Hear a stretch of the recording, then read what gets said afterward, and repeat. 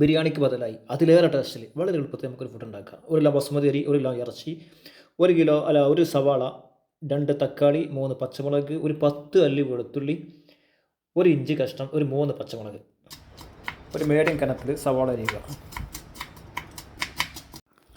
ഇഞ്ചി, പച്ചമുളക്, വെളുത്തുള്ളി ചതക്കുക. 2 ടീസ്പൂൺ നെയ്യ്, 1 ടീസ്പൂൺ തൈര്,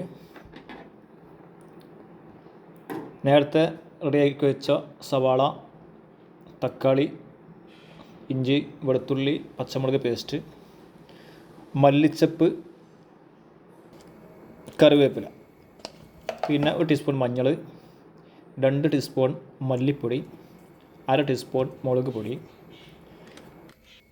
1/2 teaspoon garam masala, 1/2 teaspoon beef masala, ആവശ്യത്തിന് ഉപ്പ്. എന്നിട്ട് ഇതൊന്ന് കൈകൊണ്ട് മിക്സ് ചെയ്യാം.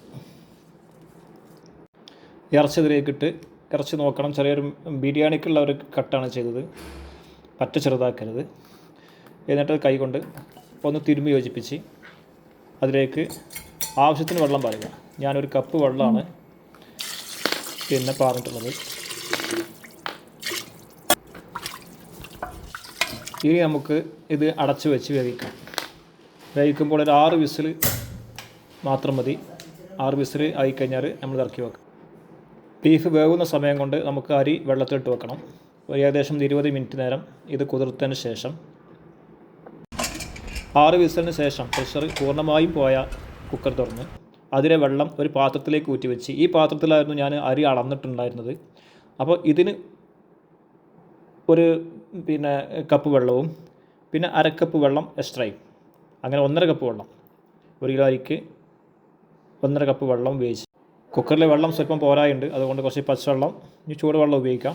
പച്ചവെള്ളം എൻ്റെ അടുത്ത് ഉണ്ടായിരുന്നത് അത് ഉപയോഗിച്ച് അത് ക്രമപ്പെടുത്തി അത് അരി ഒട്ടിപ്പിടിക്കാതിരിക്കാൻ വേണ്ടി കുറച്ച് ചെറുനാരങ്ങ പിഴിഞ്ഞ് ആവശ്യത്തിന് ഉപ്പും ചേർത്ത് നമ്മൾ വേവിച്ച ഇറച്ചി അതിലേക്ക് ചേർത്ത് ഒന്നായിട്ടൊന്ന് മിക്സ് ചെയ്തു. ഇനി എല്ലാം കൂടി ഒരു വിസിൽ വരുന്നവരെ വേവിക്കണം. ഒരു വിസിലിന് ശേഷം ഗ്യാസ് ഓഫ് ചെയ്ത് നമുക്ക് പ്രഷർ പോകുന്നവരെ വെയിറ്റ് ചെയ്യാം. അതിന് ശേഷം അത് സെർവ് ചെയ്യാനായി വിളമ്പാം. ബീഫൊക്കെ അടിപൊളി രീതിയിൽ വന്നിട്ടുണ്ട്, അതുപോലെ തന്നെ റൈസും.